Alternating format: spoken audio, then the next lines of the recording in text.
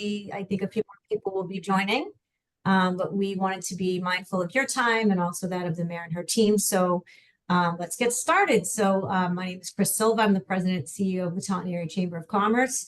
Welcome to this quarterly Q&A series. And we're honored to have back with us, again, Mayor Shaunna O'Connell, and joining her are her Chief Financial Officer, Dello Russo, and Director of the Office of Economic and Community Development, Pateakos. First, I'd like to thank this session's sponsor, Bristol Community College, and invite the Dean of the busy Taunton campus, Bob Resendiz, to say a few words on their behalf. Thank you, Chris. Welcome, everyone. Good morning, everyone. Again, Bob Resendiz, Dean for the Taunton campus.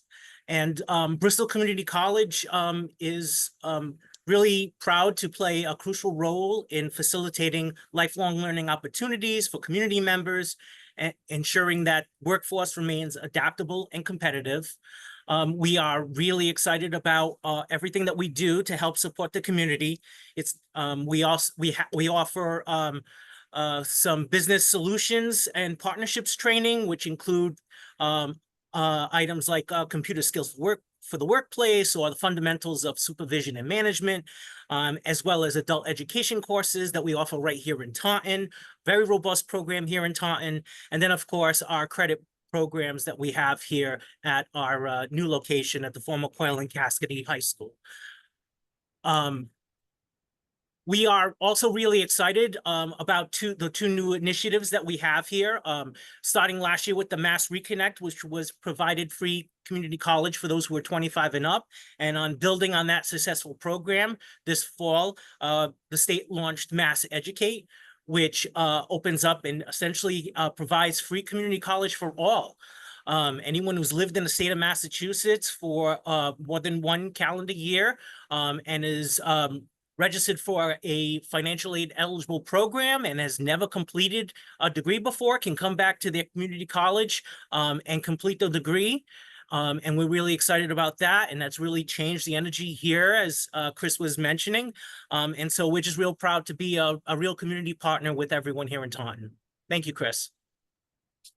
Thank you, Bob. An important little fact that we just talked about was that enrollment is up at BCC 60% from last year. So this is an amazing program being offered to the residents of the state. So congratulations, Bob. Thank you again. I'm going to turn it over to Mayor O'Connell for some opening remarks. Good morning. Thank you, Chris.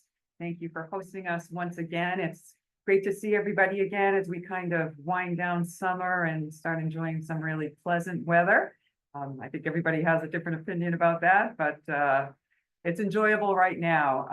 And we always appreciate the opportunity for our team to come on and talk to you all about ongoing projects that we have, give you updates and talk about what's coming next year and in the future. And, I do just want to say, Bob, we are so thankful to have BCC in this community, providing so much access to education for so many people. You have great classes for, young adults, for older adults, for everyone in between. And it really enhances the quality of life and for our community and for people here. And I just want to say a few things before we start, because often at the end I'll forget, but just a couple of things that we're working on right now that we want to clue everyone into and get you involved in. We are doing a community health assessment right now. This is something that really will help us identify the needs of our community going forward and how to meet those needs and provide better access to healthcare. So we really have, a healthy, robust community. We have a 10-minute anonymous survey that we are asking you to take. You don't have to live in Taunton to take it, even if you work here.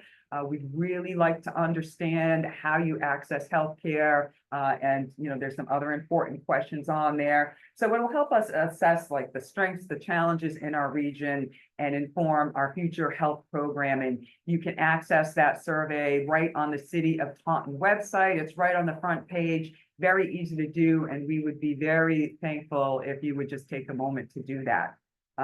Tomorrow, we are having our 9/11 ceremony right at the old Coyle Cassidy High School.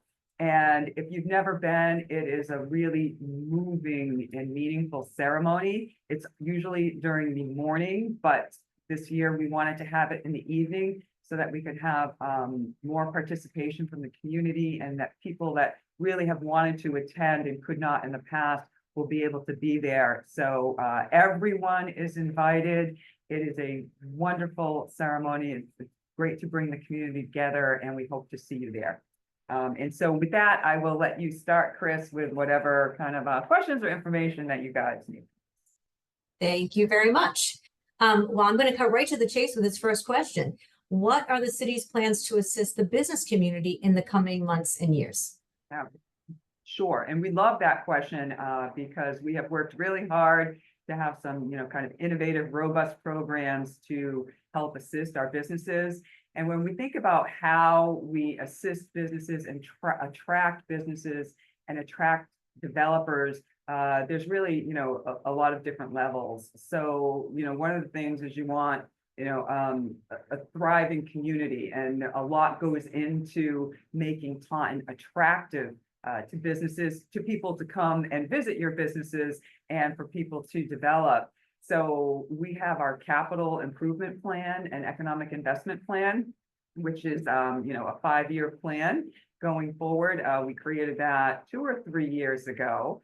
So it's the first one that Taunton's ever had that's, kind of fully funded and has action items and is being executed.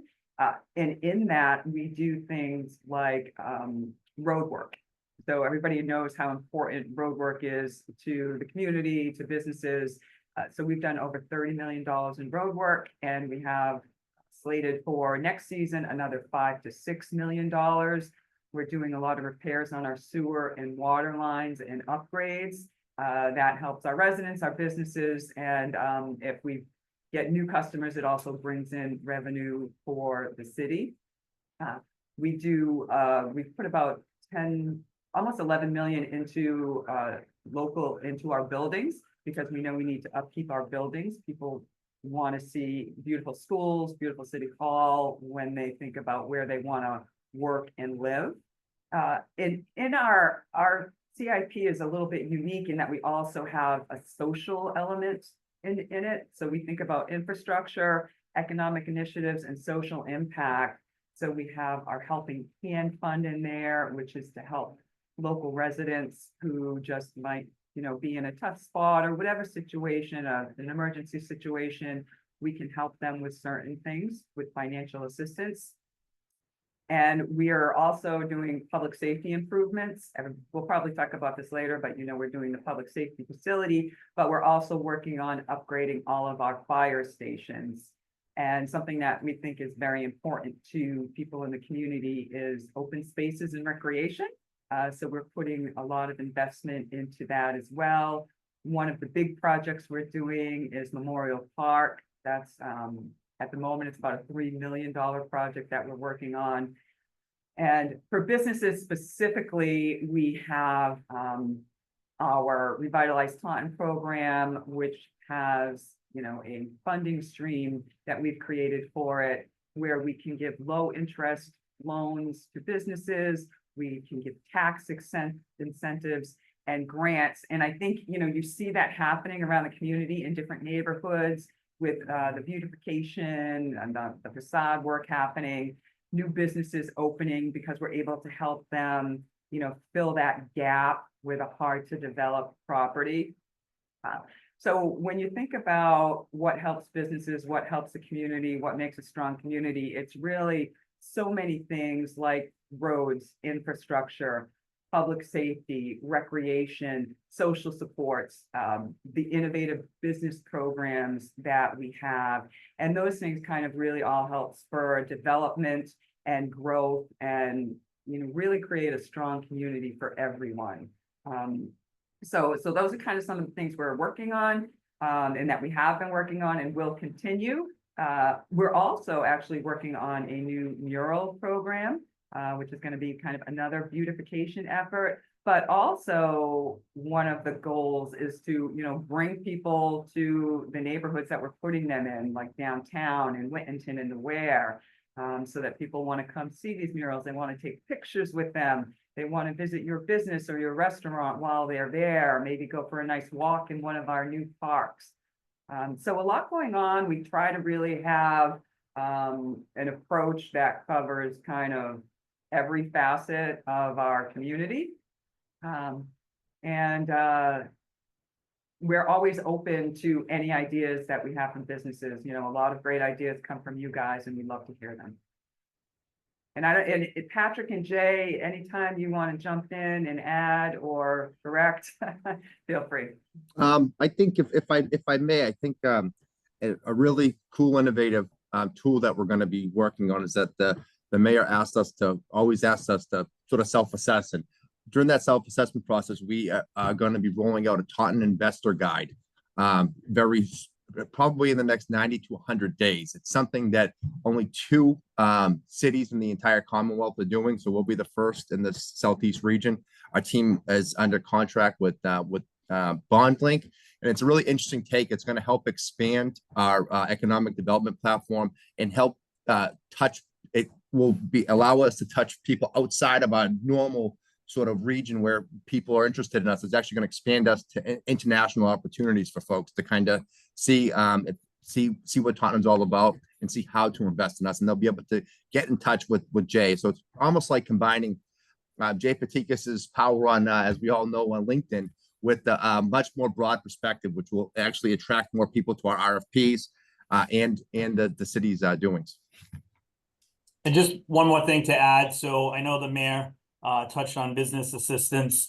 One of the programs we have, the MPP program, has provided funding for our department, and we've given out over $500,000 in low interest loans to a lot of the businesses all of you are now going to, including in the downtown area. So that's something where these businesses might not have been able to get across that hump as far as financing, and because of the mayor's programs, we've been able to help them to open and to thrive. So that's one of the things that we've been trying to get the businesses open in the downtown and Ware and Whittington all over the city to help support their opening. Thank you. This obviously nobody can deny the amount of new businesses opening, the road construction, just the city is just bustling. So thank you for that update. The next, we see a lot of happenings along the 140 corridor in anticipation of the South Coast Rail. So the question is about the anticipated completion being delayed several times. What are the issues impacting those delays, and what is the current projection?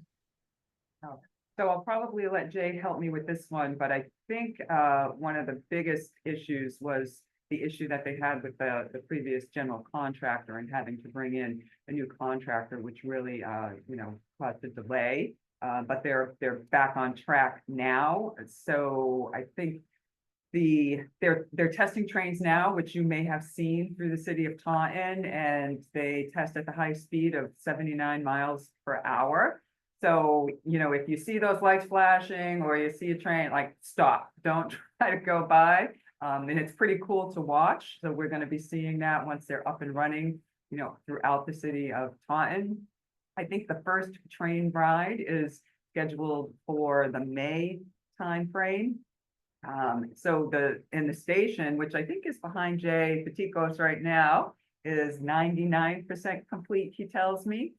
So that's almost there. So there have been delays, no doubt, but we, understand some of the challenges that they have faced, and we're looking forward to that first train ride that will hopefully be in May. And if Jay has any more info to add, feel free.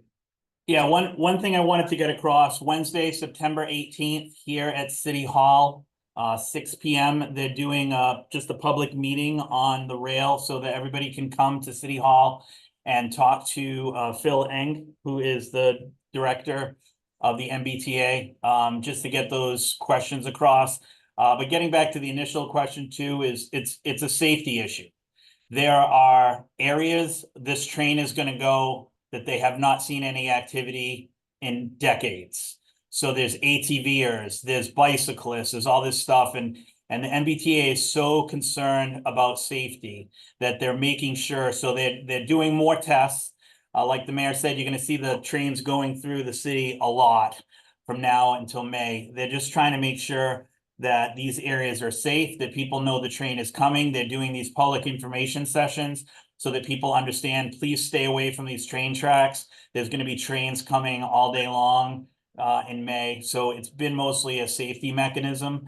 And as far as the building behind me, the mayor is dead on. It's 99% complete. They're just doing some tweaks to the elevator, but otherwise, if you haven't been by, it's actually a pretty stunning thing to see. The building obviously looks cool, and the parking lot's been fully paved, and it's just waiting for ridership.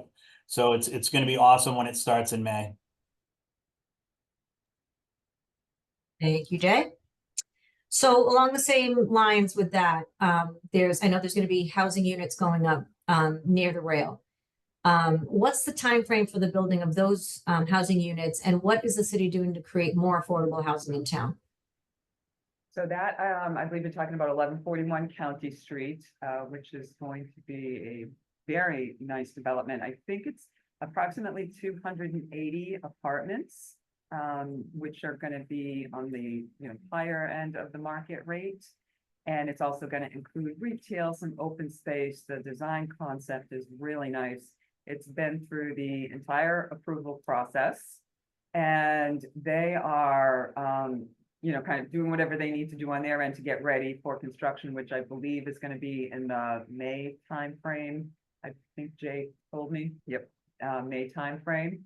I don't know, however, the timeframe to finish the construction. I imagine it'll be some kind of phases, but that's going to be great because it's right next to the train tracks. It will, attract folks to those type of apartments, and it's also going to include some retail commercial space. And that kind of all flows through the city too. So people will be coming to the downtown and finding, how great Whittington is and the Ware is. So we really think that's going to spur a lot of economic opportunities for our businesses having that development there. And also, it's going to provide the city with revenue while it's going on. I think it's about $2 million in fees total that will be collected by us. So it, adds to our revenue base as well. And not to mention the taxes that we pay, the property taxes. And I think to the mayor's point, not only didn't stop there at 1141, but we also recently approved a tie agreement with a company called Greystar that is in discussions with taking over the former Whittington Mills space. And I think one thing that Mayor O'Connell's done that's a little bit different and unique is that under her administration, we've created 2 new HDIP zones. Inside those HDIP zones, you offer tax increment exemptions, or they're similar to like a TIF on a.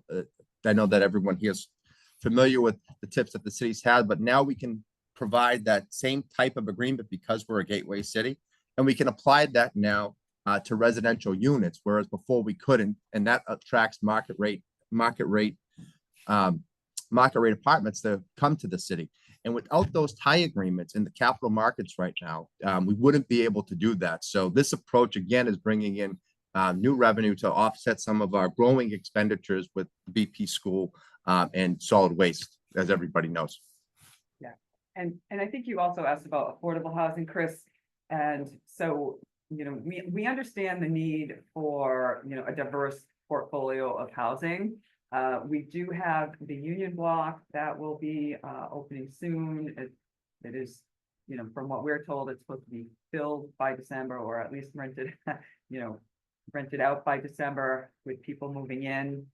And so we have that. That's about, I think, 36 or 38 units. The residence at Coyle just opened. We just had a ribbon cutting there not too long ago. And boy, what a beautiful place that is. So that's also affordable apartments, although I forget the number of apartments that are in there, but Jay can probably pipe in and let us know. And then we also have the Church Green development that is happening.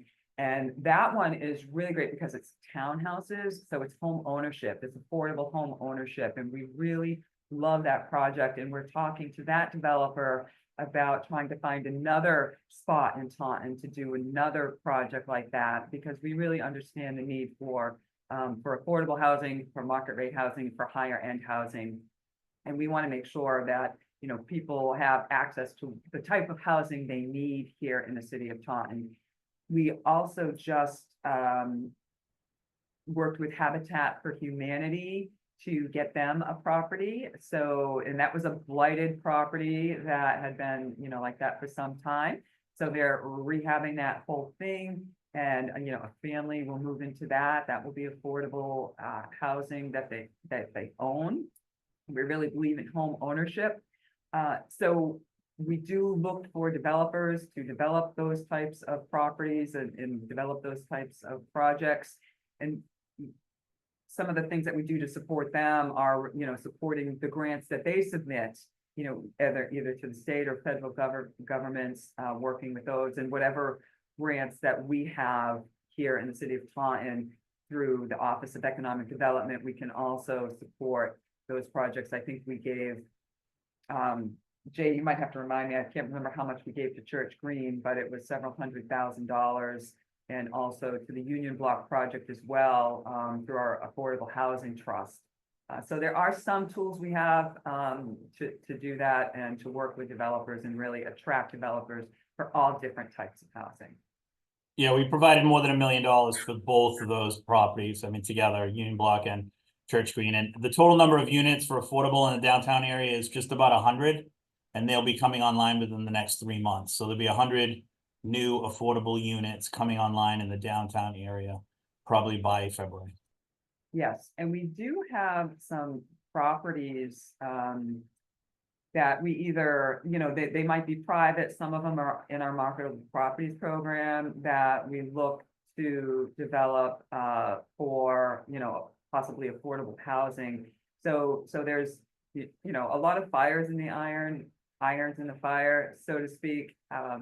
But if we have a, you know, a city property that we think is a good fit for either market rate or affordable housing, we're looking at it that way.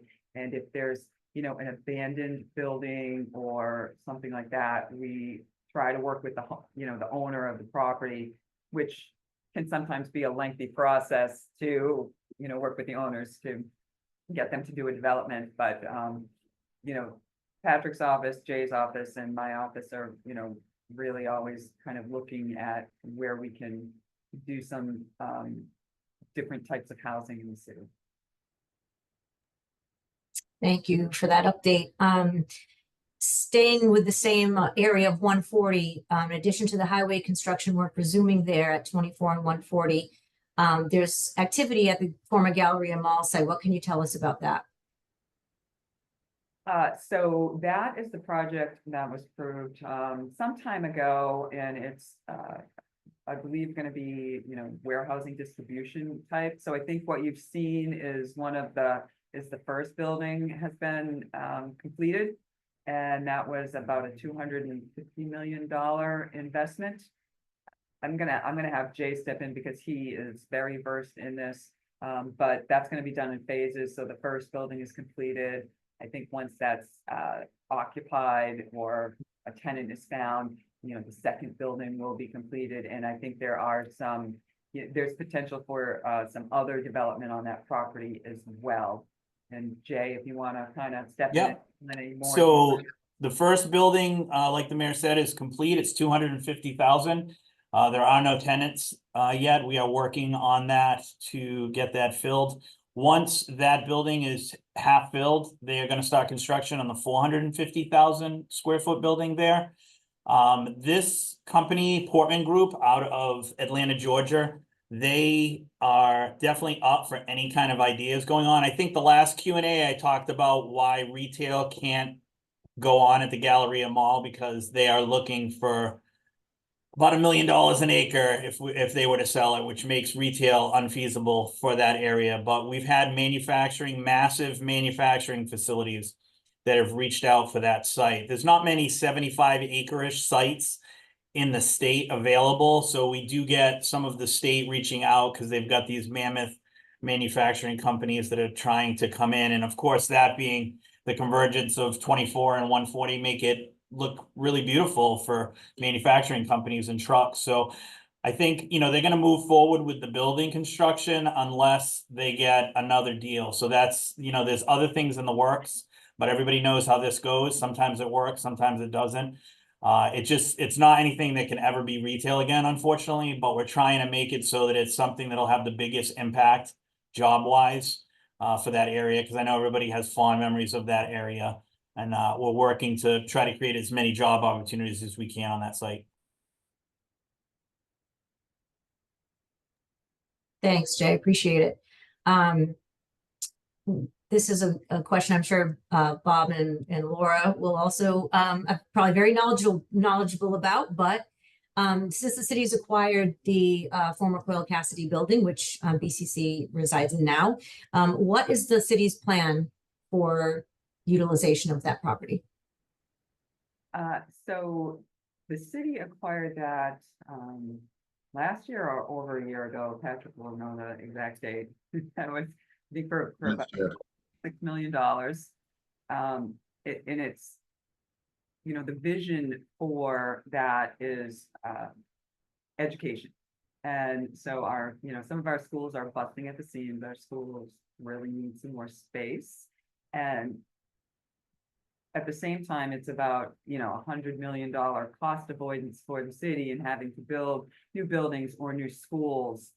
So we are actually right now working on improvements for the building. I think we put in about like 1.5 million because there were some needed improvements that had to be done. And we've actually put aside 3 million for that. We do envision BCC being there, but we would also, and we also envision the school taking over that property for, you know, education here in Taunton. So we've been doing assessments on the property, making sure, you know, its building is structurally sound and safe, which it is a wonderful building. It's been cared for very well, doing improvements on it that need to be done. And right now, really what needs to happen is the school committee needs to make their decision to accept the building and to vote on acquiring it from the city. We've made clear to them that that is, you know, what we see as the future of the city. There's been some public input on that at school committee meetings and the need for more space. So I think it can be a, you know, a shared space for education. And at this point, we are hoping that that will happen, you know, before, you know, the end of this, well before the end of this year.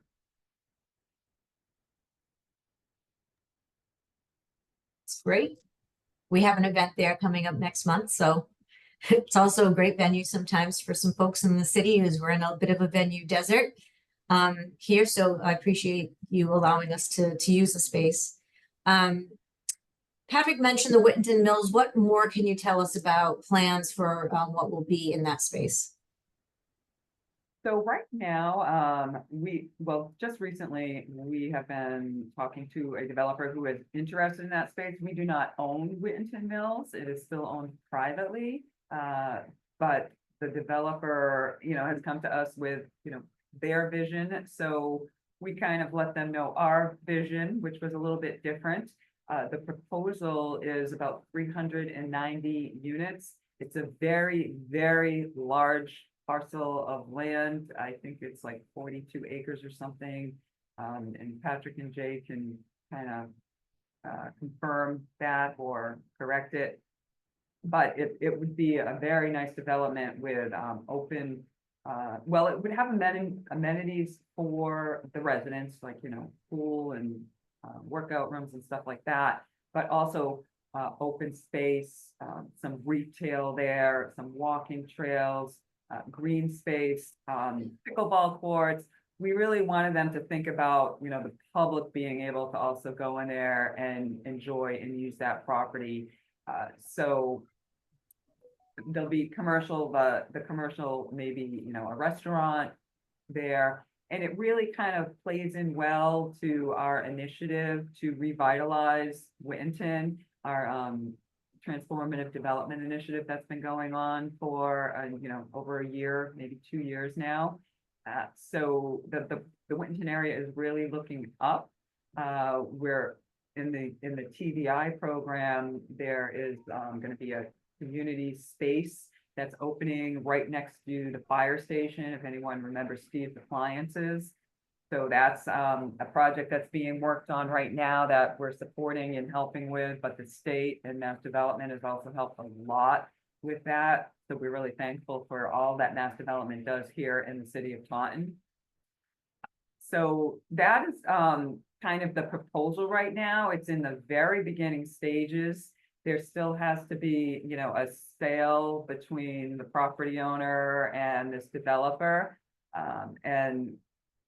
I think Patrick or Jay can talk to where that is in what stage that is in. But the developer, is kind of looking ahead and came to us ahead of time, which we were glad, because we like to have input into these large projects, because some developers come in and they want to do 500 units or 700 units or something that we just really don't think will be a good fit for our community. So we like to work with them to really make sure it's something that goes with the neighborhood, with the city of Taunton, and that's something that our community can absorb. Yeah, if I could add, so the mayor's right on with all the information. 390 units, initially proposed 700. That was way too much for the mayor. We asked them to come back with a lesser amount and some green space. So the mayor talked about pickleball courts. They're planning a basketball court, a soccer field, all stuff that the public are going to be able to use. The walking path. This is a 35-acre property. It's the most blighted in the city. We've got a developer who has more than 1 million apartment units developed to date. So we've got a legitimate developer that's coming in that's going to tear down all those dilapidated mill buildings and making all this beautiful green space and apartments. The apartments are going to be under 2,000 per apartment, which is great compared to, other new development. So we're looking forward to this. They're meeting with the city planner right now as we speak. They are definitely moving forward in a quick way with this stuff. The next step would be the site plan review. The 390 apartments, but we're looking forward to this. I'm kind of getting tired of looking at those broken down mills. Obviously, we had to take care of a building that collapsed last year in the windstorm. So we're looking for, redevelopment there. So we're kind of lucky that Greystar, with their history, is stepping up to, take care of this blighted site. I think to go along with the Whittington discussion, I think it's really important to note that this is probably one of the biggest tax deals the city's ever been a part of in its history. We're talking 20 million new tax dollars to the city. You're talking over $2 million in fees, over $1.5 million in back taxes that are owed will get paid through this, including the $800,000 we had to assign the lien to for the building collapse, for the public safety needs. I mean, all this happened again going back to Mayor O'Connell putting forward and standing behind a tie agreement for this company, because it would have cost the city $10 million to clean that site up. So it's a win-win all around deal, and we're hopeful, very hopeful, at least from the finance side, that the deal does get done, that we don't have to come up with $10 million to clean this up.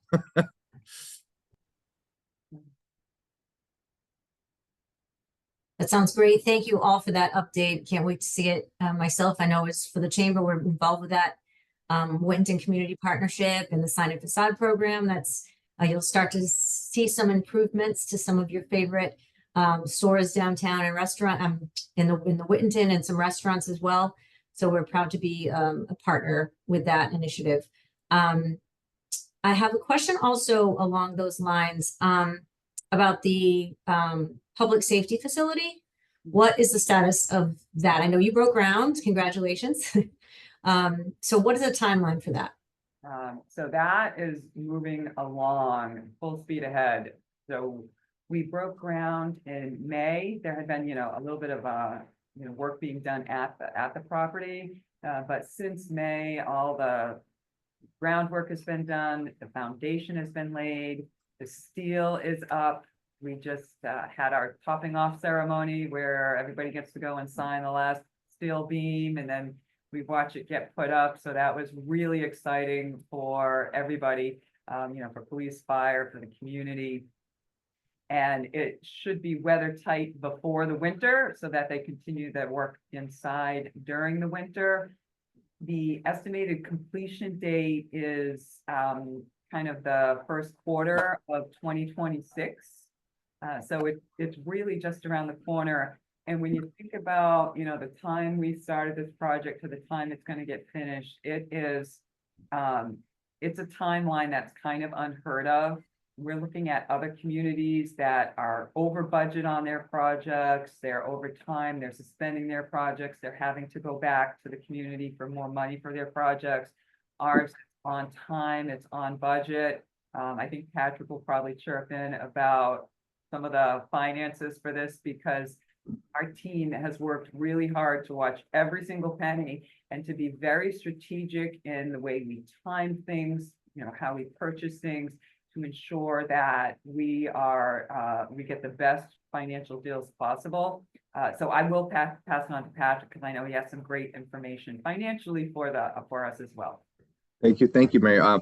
I think one of the most important items is that the mayor's been on the ball with this project since the beginning, ensuring that it's a civic facility, civic facing facility, but also financially prudent.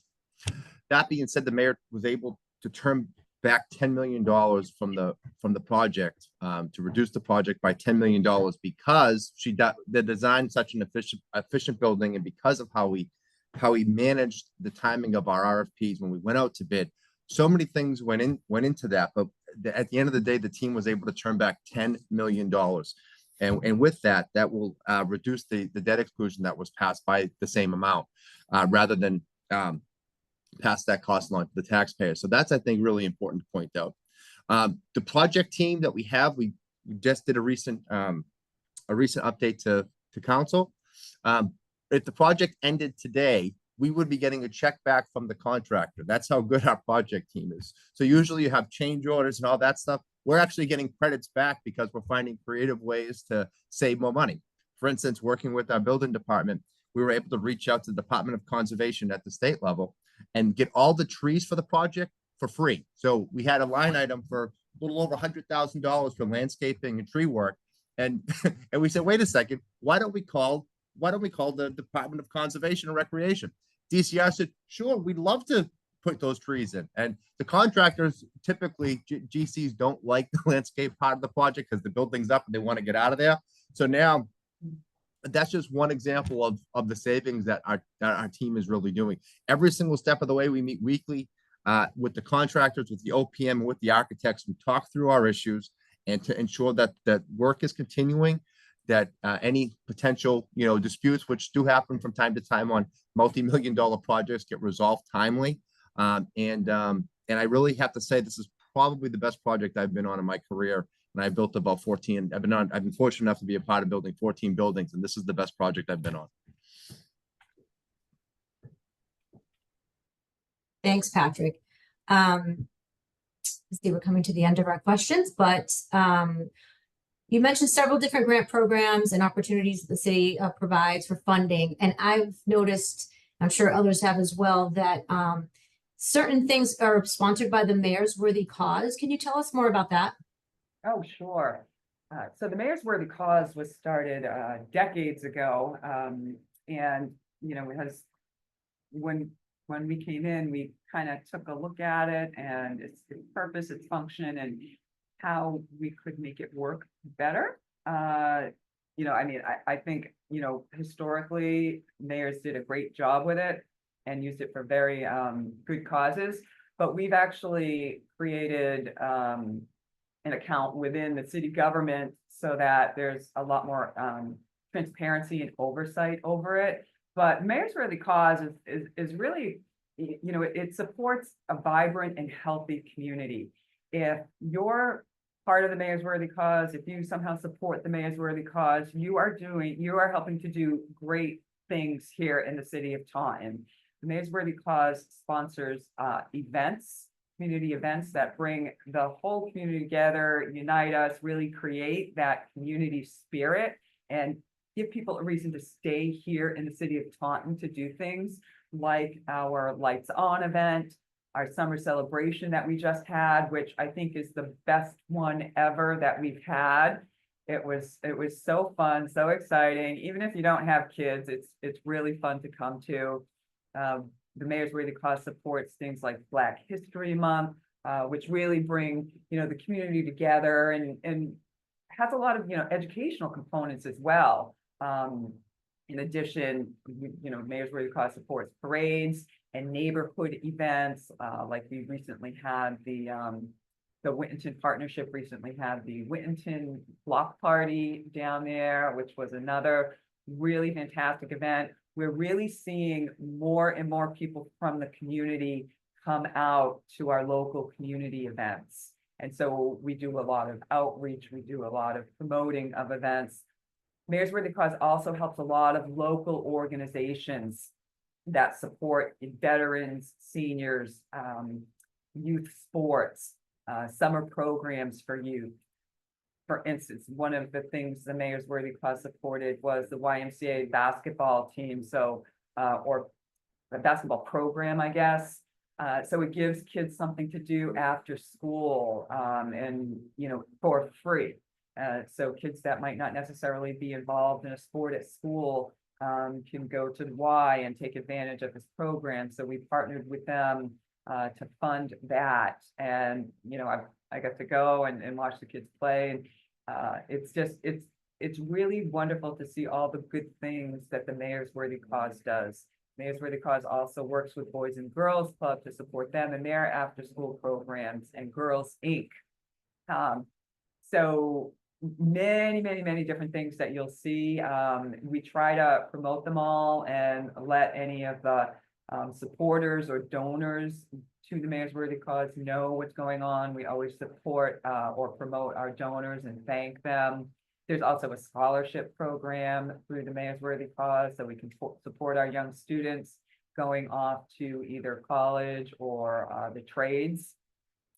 We made it a little bit different, our scholarship program, because we thought, when you go to scholarship award events, you see a lot of the same kids getting scholarships, and they certainly deserve those scholarships, but we wanted to try and also focus on kids who have a little bit more of a challenge getting awarded scholarships, so that we're really kind of focusing on all different demographics of people. So a lot of wonderful things that happen through the Mayor's Worthy Cause. We are so grateful for everyone that supports the Mayor's Worthy Cause. It really helps us to have community unity and spirit, and really support a lot of events, people, and organizations throughout the entire year. Thank you. Yes, that's a fantastic initiative. So I wanted folks to learn more about that. That's all of the questions we've had submitted. Folks are welcome to put follow-up questions into the chat if there's anything you want to learn a little bit more about. But I'll also allow time for the mayor and her team to fill us in on anything that maybe wasn't brought up in a question today. I don't know if Jay and Patrick have anything. I think we covered. Oh, you know what? One thing I do want to mention, it's kind of just a thing we do a couple of times a year. We are doing a free household waste day. It's just for Taunton residents on Saturday, September 21st. So I think we've done 2 or 3 of these so far. They are wildly, Patrick says 3? 3. They are wildly popular, and it's one way that we can kind of help with, the cost of getting rid of, the junk in your house, because sometimes you just don't know what to do with it. So Patrick can talk a little bit more about, I think, the kind of guidelines around that. And you can also find them probably on the City of Taunton website and the DPW website. But it's just, it's one thing that we try to, give a little bit back where we can to our residents. And this is a real cost saver for some people. So the big items that are not allowed, that's easier than the ones that are allowed, right? is tires, mattresses, electronics, and liquids. Those are the 4 items that they won't take, but anything else, it's the transfer station is open for business at no cost. I will tell you, at the last one, we made 3 trips in our truck to get rid of stuff. So once you start looking around your house, you're like, okay, I can get rid of this, I can get rid of this. There's a lot of stuff that you can get rid of. I think I'll be a Taunton resident that day. Thank you for that. We do have a question in the chat. Jay, do you have an update on the underutilized properties program? I'm assuming John means like underutilized properties in Taunton that we're trying to redevelop. I'm assuming that's what he means, because there's also a state underutilized properties program. So John, you're one of the many. If you guys aren't linked in with me on LinkedIn, you should, because I post 3 to 4 things a week, usually focus on underutilized properties. I hate them. One of the things we have, 140 Broadway, everybody passes by that building. It's boarded up. It's a small little building that has a houses for sale sign on it. And that's one of the things that's been the bane of my existence since I started here more than a year ago. So that's going through the engineering process, and it's going to be a barber shop if all goes well. So we're going to finally get a really rundown building to have life again. So that's kind of the things that we're going after. The former Drummond building is going to be psychiatric offices. So that, I think, is probably the ugliest building in the city. And we provided a loan for them to help develop that into psychiatric offices for children. So that's something that we'll be seeing developed in the next probably 2 to 3 months.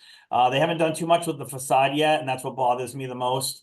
But that should be coming. Everybody knows the former Isabella's building. We also helped to finance some of that. That's going to be beautiful apartments above. We're still trying to get a commercial tenant. We're looking to, attract the deli there or something close to that. It's desperately needed in the downtown area. So we're constantly going after these sites. I think I talked to you guys the last time about the 18-acre site next to the Target. So that was the former TOD spot where the commuter rail was supposed to go, and then it moved down the street, obviously. So we finally got in touch with the owner there, and we're trying to develop that site. We've had talks with Regal Cinemas. We've talked about Costco, Market Basket, stuff like that. Some kind of attraction to go in that spot. It's the if you think about it, it's a perfect location. You've already got the Target, you've got the Kohl's, you've got, some small restaurants there. So that's a lot of the underutilized property stuff that we're working on now. And hopefully the next time we have one of these, we'll have, more concrete stuff to say about it. Yeah, and I just want to add to that, the reason that we can do some of these low interest loans and grants is because of our marketable properties program, where our team has taken the painstaking work of cataloging all city-owned properties and, going through them to see, okay, which ones can be rehabbed, which ones do we need to keep, which ones do we need to have as open space, and which ones are blighted, and how can we get them back on the tax rolls. And once we get them back on the tax rolls or sell these properties, it helps us to fund the Revitalize Taunton initiative. So it all kind of ties together, and these programs have been working very well for the community and helping us develop, get rid of blighted properties and help businesses kind of close those gaps in their ability to develop either businesses or apartments. I think to Mayor's point about that properties program, it's one of 14 programs like this in the entire North American region. I mean, I can't stress that enough. I mean, the mayor's vision when she first came to us and says, I have this, this is what I want to do. It was a lot of people spending a lot of time putting the mechanical pieces together, to ensuring that we were checking off all the boxes with DOR, making sure we were following all the rules and going through that process. And what you have now is the results of that's over $2 million that we've been able to funnel through this program. It's really a remarkable experience to have, and truly is a leading. This is like, again, 14 people in the entire continent are doing this. 14 communities, and Mayor O'Connell's one of them. Yeah, and I haven't shared this one with Patrick and Shaunna yet, but the first one that we sold, 45 School Street, It was an old, building for our offices. They sent a video. They're making it into apartments there, and it's just utterly beautiful. And that's the ultimate reward, is you've got these broken down buildings that are not being used that are becoming apartments, beautiful apartments in the downtown area. So that's key. Any other questions from our group today? Anything else to share? I'll give a minute for people to think, but I have some programming notes myself. This Thursday, we have a business after hours at Maddo's Home Team, which is right on 138 in Taunton. So if you'd like to come to that, please register online. September 25th is our popular Oktoberfest. So I know a lot of the mayor and her team there at City Hall have already signed up, and I hope that many of the rest of you do as well. And then we have, as I mentioned, our Diversity in Business Expo. That's an event we're having at the Coyle campus at BCC in Taunton. And we're really excited about this first time event. This is to showcase our diverse owned businesses in the community. So there's also, you can vendor or you can come as an attendee and check out all of these businesses. So we hope to see many of you there. All right. Thank you all, everybody. Thank you for your time. We always appreciate it. Always very informative. And enjoy the rest of this beautiful day. All right. Thank you, Chris. Thank you, everyone. Have a great week.